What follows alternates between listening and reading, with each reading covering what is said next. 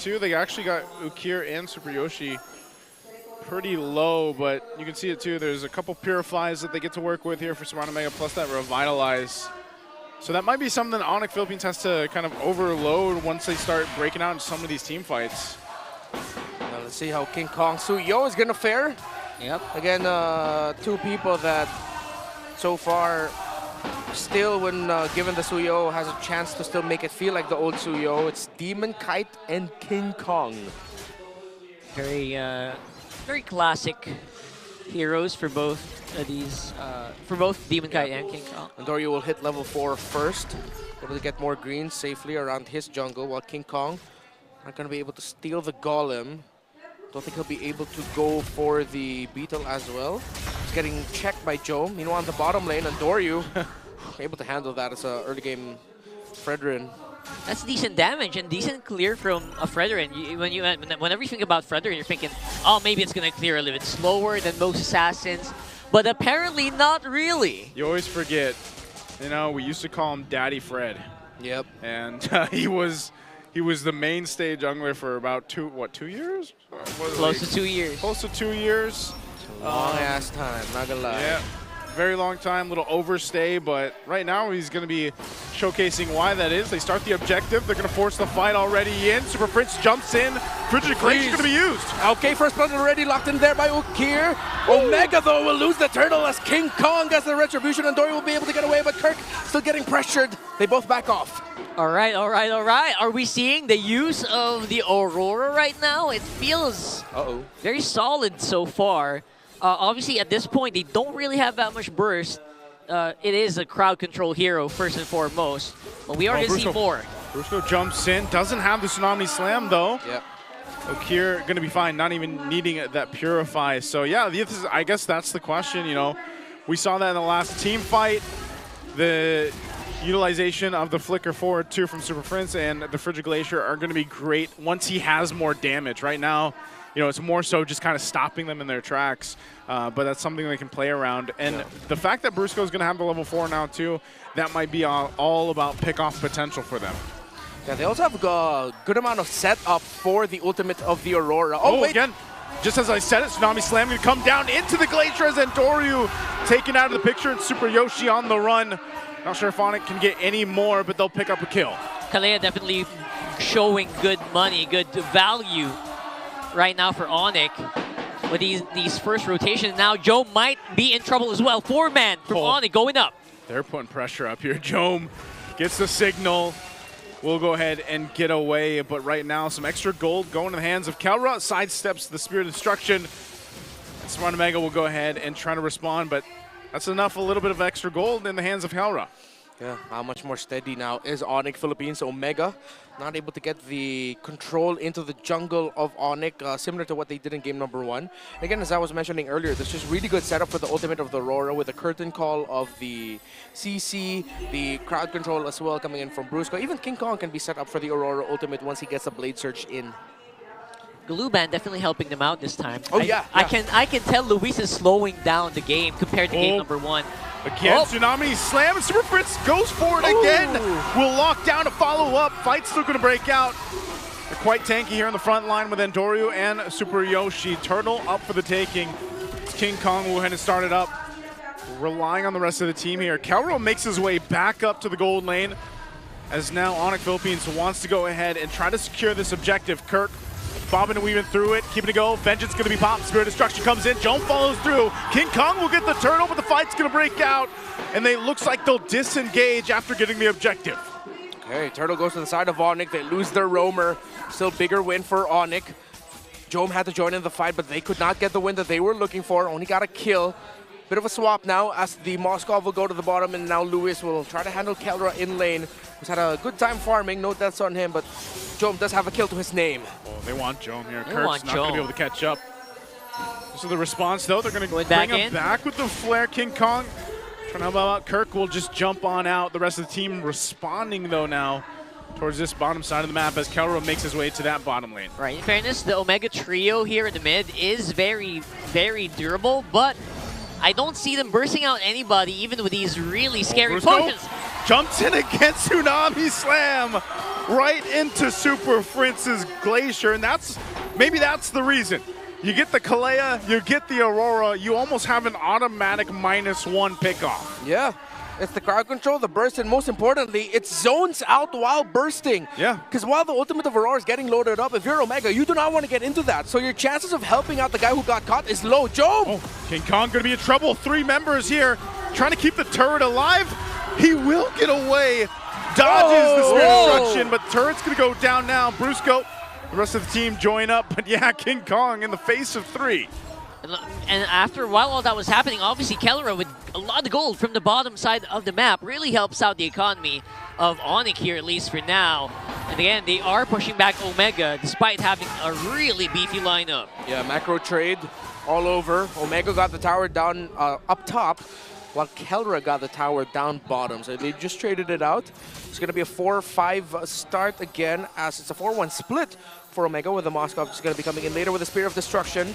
Good initial poke here by Super Prince and King Kong. This is the same combo. Just watch Brusco and Super Prince. Yeah, if Super Prince is going to flicker ultimate again, I'm going to lose my mind. They're going to try to do the same thing. Brusco jumps in. There's the flicker from him. Tsunami Slam.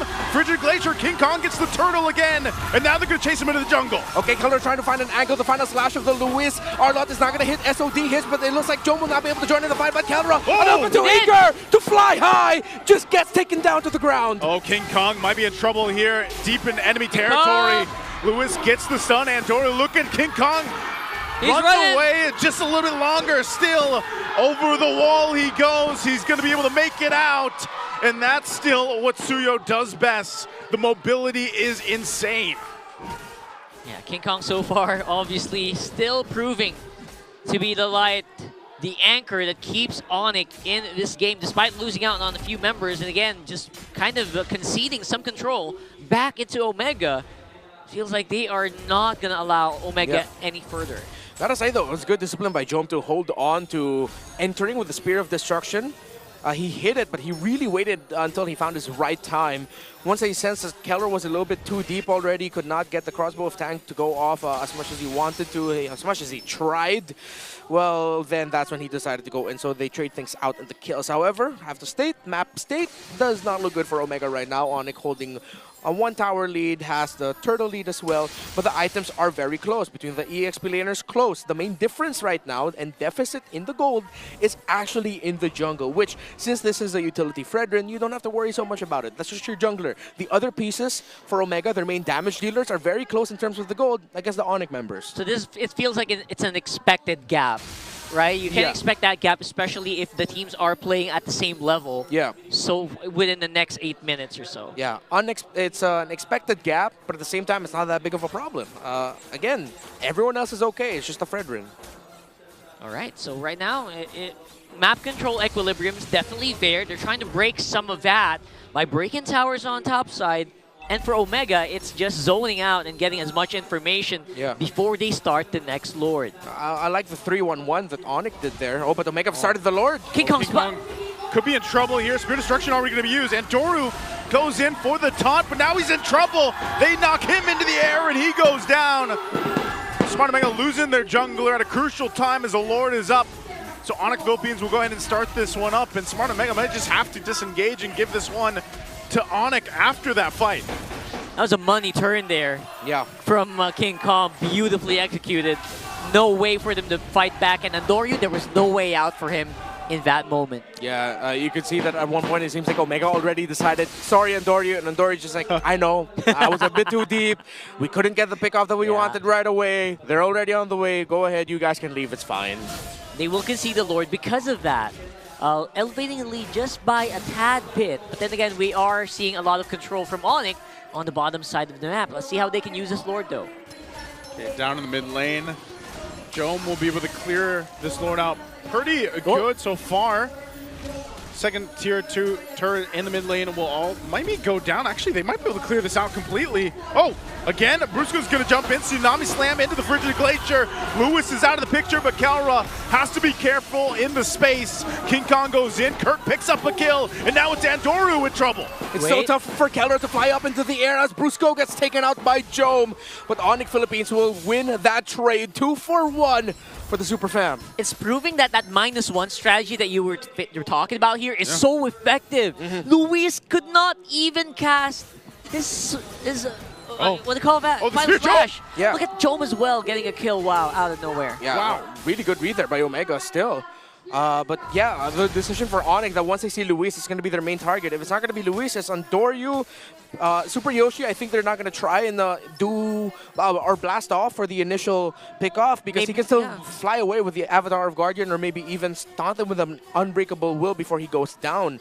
So I think that's what Omega needs to watch out for Andoryu and Luis. There's a high chance they're going to be the main targets. And that was good because you saw the shrub near the Arlot was getting held. So it was vision for Brusco so he could just use a Tidal Strike, jump up, and do that Tidal Strike Flicker combination to reach it. At that point, I just Winter Crown, man. It's just just get stunned over and over again. Winter Crown, just try to stay alive for that millisecond might make a difference in these team fights. That's crazy too. Just Super Prince has been able to do so much damage, and again, a lot of that is him flickering forward. I guess that's part of knowing that, okay, I've at least got a passive that allows me to stay alive again. Brusco goes in. Super Yoshi now on the off angle, but it looks like they're not going to be able to follow up through that. So some of this too for Onic Philippines is just to get some of these Purifies down if they can, and if they can't pick someone off, then they just can disengage and reset.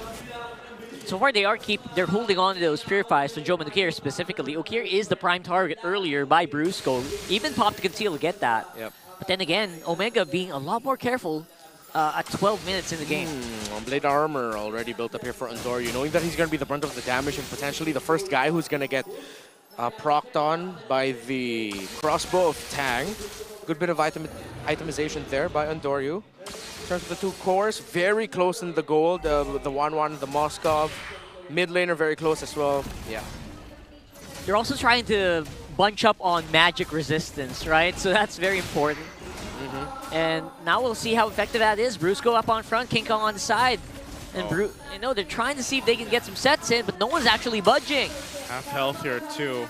It's going to go for the reset right now, and again, Onic Philippines playing around this lead that they have. They can just go ahead and try to zone out Smart Omega the best they can, but they still have to be relatively careful on how they approach this. Jome, he has been locked in. He's 4-0-0, holding on to the Purify. Super Yoshi could be in trouble here. Brusco goes in with the jump. Oh, he jumps on out. Super Yoshi's utilizing the Avatar. Whoa, a final slash use too. He tried, missed. Lewis tried and missed. So some crucial ultimates down for this fight. All right, I don't know who's going to come out on top here this time, but Ukir is in trouble. Ukir popping the beacon. He has to disengage, and now Kirk trying to keep them at bay. They might just go for the Lord here. Super Yoshi jumping on in. Won't land the Unbreakable. King Kong, though, gets the Lord already secured, and that might be enough for them. They're going to go back, reset, and get ready to march in the base. Oh, Kirk got to pull the attention at the right time. You saw Andoryu was like, all right, wait.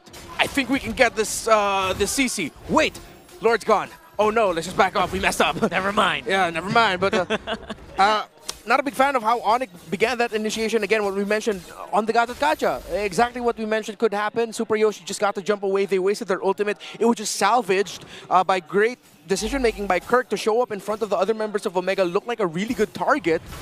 And then he was able to pull away the attention by Andoryu. King Kong also didn't let go of the Lord. He was just standing there. Yeah. He was analyzing the situation. We saw it. And at the end of the day, despite the rough start in that long sequence, Onic are able to get the Lord.